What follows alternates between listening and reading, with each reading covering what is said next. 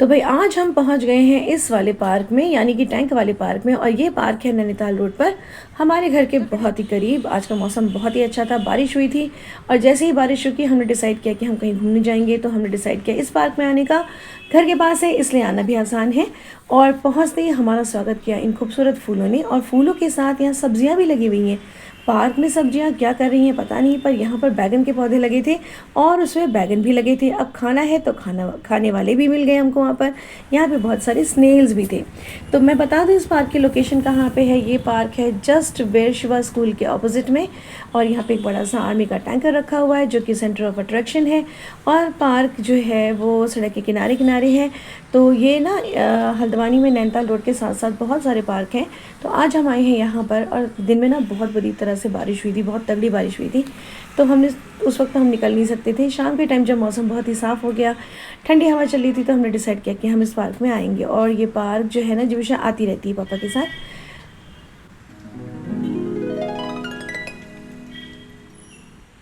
तो इसी पार्क से दूसरी तरफ आपको देखो एक बड़ा सा झंडा दिख रहा होगा ना, वो है झंडे वाला पार्क, इसमें भी हम जाएंगे। अच्छा, इस वाले पार्क में ना कुछ बड़े बड़े पेड़ भी लगे हैं, कुछ ऑर्नामेंटल प्लांट्स भी हैं जो कि बहुत ही वेल मेंटेन है। और साथ में हमें दिखे ये छोटे छोटे और उसके साथ साथ बड़े बड़े बहुत सारे स्नेल्स। ये स्नेल्स वैसे तो यहाँ होते नहीं है हल्द्वानी में, ये कहीं से आए हैं या कोई लाया होगा पता नहीं।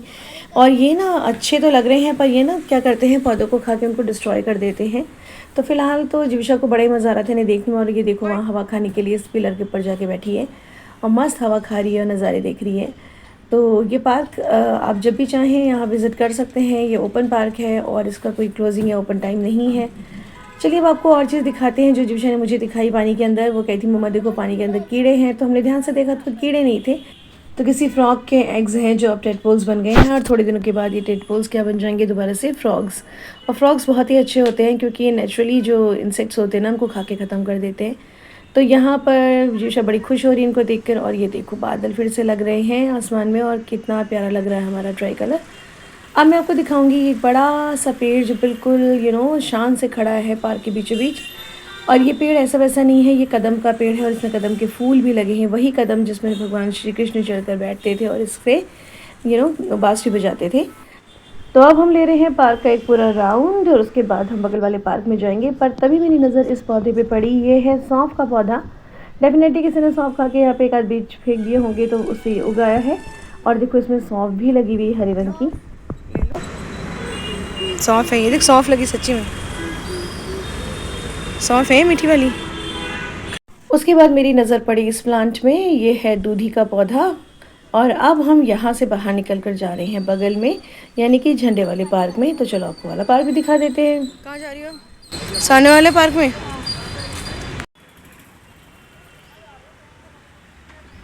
तो ये जो पार्क है ना, ये बड़ा ही स्पेशल है। इसमें आप जो बड़े बड़े स्टोन देख रहे हैं, दीवार जैसी बनी देख रहे हैं या पिलर जैसे बने देख रहे हैं, इनके ऊपर सोल्जर्स के नाम लिखे हैं। वही सोल्जर्स जो हमारे देश को बचाते हुए, हमारे देश की रक्षा करते हुए शहीद हो गए। और इसके बीचों बीच लगा है ये बहुत बड़ा फ्लैग।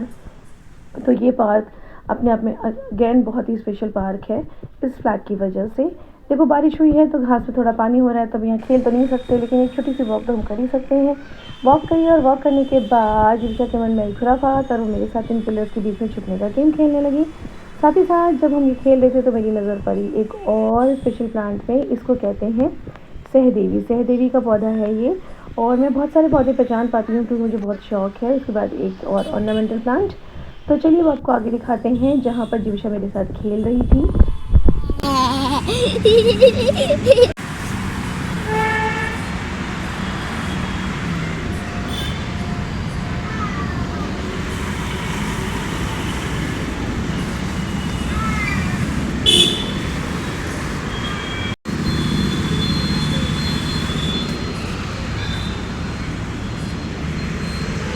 तो जीविशा बार बार इन पिलर्स के बीच में छुपकर कहीं से भी आ जा रही थी और मुझे डराने का गेम खेल रही थी। तो मैंने सोचा कि चलो एक बार मैं भी उसे डरा देती हूँ।